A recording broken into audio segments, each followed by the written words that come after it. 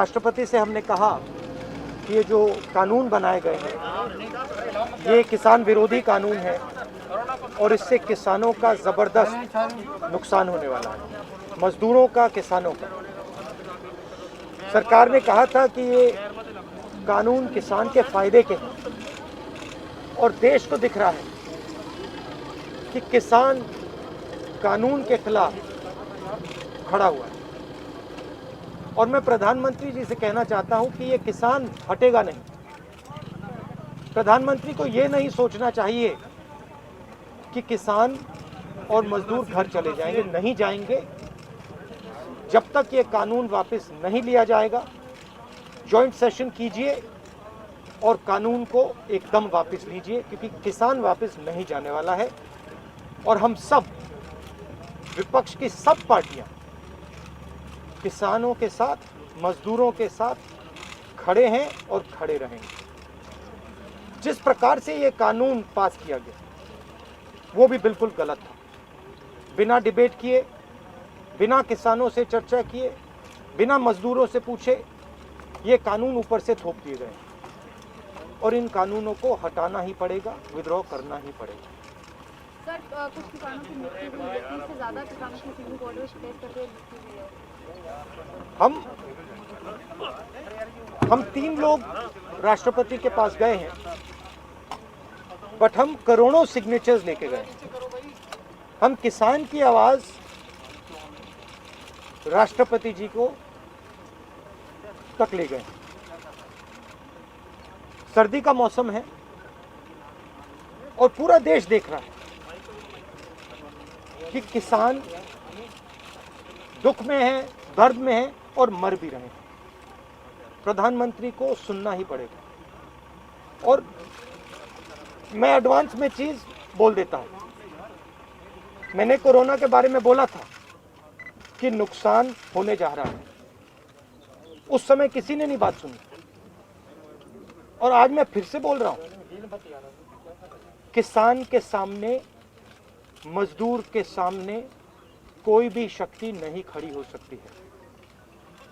अगर प्रधानमंत्री जी ने कानून वापस नहीं लिए, सिर्फ बीजेपी को नहीं, सिर्फ आरएसएस को नहीं, देश को नुकसान होने जा रहा है। राहुल जी, बार बार बीजेपी की तरफ से कहा जा रहा है कि जो किसान बैठे हैं ये नक्सल हैं, खालिस्तानी हैं, विपक्ष इन्हें बरगला रहा है।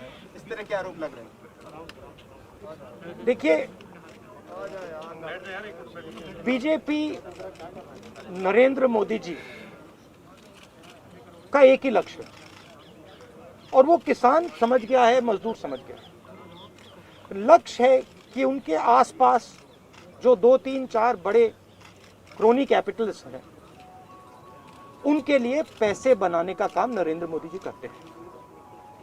जो भी नरेंद्र मोदी जी के खिलाफ खड़े होते हैं वो उनके बारे में कुछ ना कुछ गलत बोलते रहते हैं। किसान खड़े हो जाएंगे तो किसान को आतंकवादी बोलेंगे, मजदूर खड़े हो जाएंगे तो मजदूर को आतंकवादी बोलेंगे। एक दिन अगर मोहन भागवत खड़े हो गए तो कहेंगे ये भी आतंकवादी है। मतलब जो भी नरेंद्र मोदी जी से सत्ता लेने की कोशिश करेगा वो आतंकवादी है। और नरेंद्र मोदी किसके लिए काम कर रहे हैं वो मैंने आपको बता दिया। उनके 2-3 आसपास के क्रोनी कैपिटलिस्ट हैं जिनको वो पूरा का पूरा हिंदुस्तान पकड़ा रहे हैं। ये रियलिटी है। आपने अभी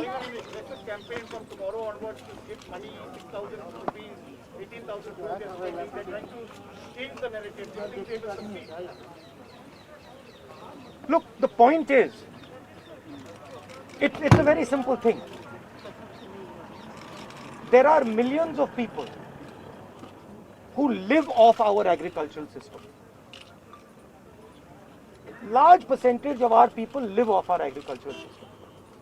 These are laborers, they are farmers, they are small traders. These are these people. And they are the backbone of the country. Now, we understand that agriculture has to be reformed. What we are saying is that if you destroy this system, these millions of people will have nothing to do. They will not be able to feed themselves. And you will create massive destruction, massive pain in the country. Why is the Prime Minister doing this? It is a very simple calculation. The Prime Minister is doing this because he wants to help 2 or 3 business people. He does not care what happens to these people. He will construct whatever narrative he has to construct to make sure that the wealth transfer that is taking place to 3 or 4 people continues. He will call people terrorists. He will call people anti-nationals.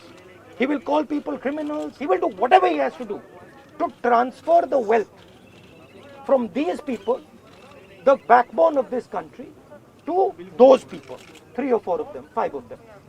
That's the crux. And we are fighting this. We are saying that in India, where you have destroyed the agricultural system, will not function. Just like I said, take Corona seriously. Corona is going to kill people in massive numbers if you do not act. At that time they said, scaremongering. Now they're not saying scaremongering. When I suggested to the Prime Minister that do not do this in a centralized way, give power to the chief ministers, he didn't do it. He caused thousands and thousands of people to die because he didn't do it. And then afterwards, after I said it in the press conference, he did it. So the point is, you have an incompetent man who is controlled by certain other people. This is what India has to understand. This is what all youngsters have to understand. You have an incompetent man who doesn't understand anything, running a system on the behalf of 3 or 4 other people who understand everything. And their aim is to take huge amounts of money from the poor people of India and put it in their pockets. And that is what we are fighting. And frankly, it doesn't matter what you think right now, because all of you will face this. There's not going to be a single person in this country who's not going to face this. If you're a farmer, you will face it. You're a small businessman, you will face it. You're a journalist, you will face it. This is an assault on the idea of India. That is why we're standing here. That is why I've gone to the president. Or Prime Minister needs to realize that there is a limit to this. आपने थोड़ा सा करना है, आपने 2-3 लोगों की मदद करनी है, थोड़ा सा करना है, आप कर सकते हो.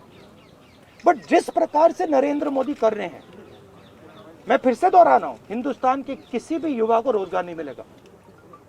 सारे छोटे बिजनेस, सारे मिडिल साइज बिजनेस खत्म हो जाएंगे. और दूसरी बात याद रखिए, जिस चीज को आप सब भूल गए हैं, चाइना बॉर्डर पे बैठा है.